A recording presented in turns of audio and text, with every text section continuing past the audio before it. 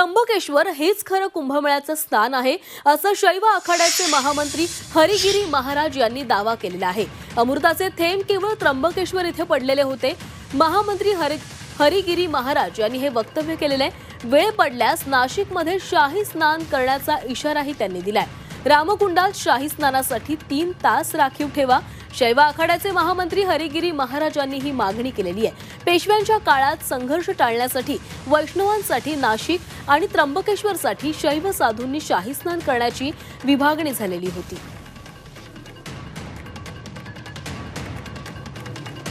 या संदर्भात अधिकची माहिती घेणार आहोत। आमचे प्रतिनिधी योगेश खरे आपल्यासोबत जोडले गेले आहेत। योगेश, कुंभमेळ्या संदर्भात हे महत्त्वाचं वक्तव्य समोर आलेलं आहे। त्र्यंबकेश्वर हेच खरं कुंभमेळ्याचं स्नान आहे आणि वेळ पडल्यास इथं आपण शाही स्नान करू असा इशारा देखील हरिगिरी महाराजांनी दिलाय।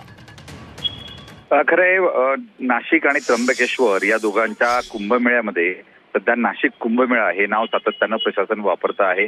नाशिकचे सर्व साधू महंत माध्यमांशी बोलताना नाशिकचा कुंभमेळा असं म्हणतायत आणि त्यामुळे त्र्यंबकेश्वरच्या शैव साधूंना प्रचंड राग आलेला आहे। परिणामी त्यांनी खरा कुंभमेळा हा त्र्यंबकेश्वर मध्येच असतो, अमृताचे थेंब हे कुशावर्तामध्ये पडले होते आणि त्यामुळे कुंभमेळा खरा हा त्र्यंबकचा असा दावा या ठिकाणी केल्यामुळे आता वाद हा वाढलेला आहे। पुढे नाशिकच्या कुंभमेळ्याचं महत्त्व कमी करण्यासाठीचा हा प्रयत्न आहे। यामुळे प्रशासनाची मोठ्या प्रमाणात कोंडी होणार आहे, कारण सर्वात मोठ्या सुविधा या नाशिकमध्ये तयार करण्यात येतात आणि भाविकांचा ओढा जर उद्या त्र्यंबकेश्वरमध्ये येऊ लागला तर प्रशासनाची गोंधळ उडण्याची शक्यता आहे। त्यामुळे आता हा वाद शमवण्यासाठी प्रशासन प्रयत्न करताना दिसतंय। धन्यवाद योगेश, तुम्ही दिलेल्या सविस्तर माहितीसाठी। तर कुंभमेळ्यावरून हा नवा वाद निर्माण होण्याची शक्यता आहे। हरिगिरी महाराज यांनी केलेल्या दाव्यावरून हा वाद निर्माण होऊ शकतो। त्यामुळे हा वाद शमवण्यासाठी सरकारकडून काय प्रयत्न केले जातात याकडे लक्ष लागलेलं आहे।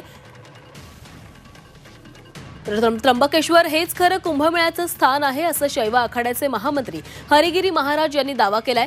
अमृताचे थेंब केवळ त्र्यंबकेश्वर इथंच पडलेले होते। महामंत्री हरिगिरी महाराज यांनी हे वक्तव्य केलंय। वेळ पडल्यास नाशिकमध्ये शाही स्नान करण्याचा इशारा त्यांनी दिलाय।